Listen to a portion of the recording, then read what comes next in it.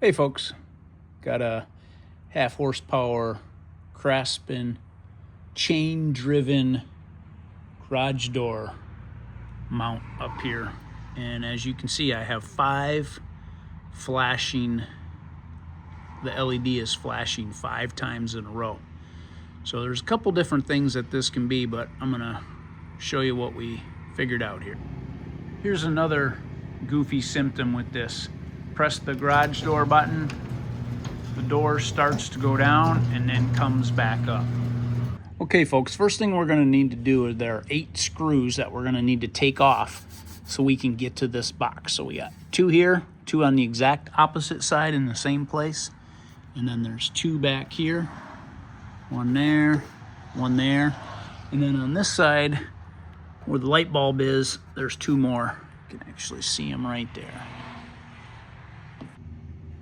So here is that sensor right there, that RPM sensor.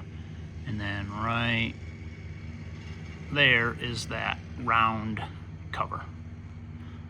And unfortunately, I'm by myself here today, so I'm not gonna be able to show you this, but basically we're just gonna pop that off, put the new one.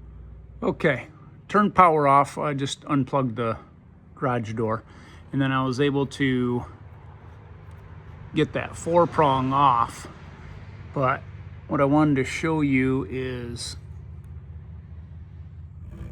there's 2 other little clips, and boy, that's hard to see.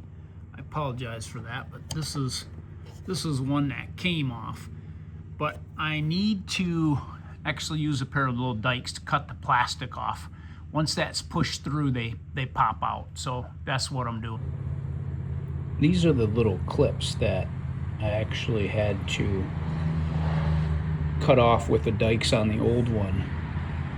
And what they do is they push in. And once they get through that plastic, then they snap back out. So just so you understand. Yeah, see that here?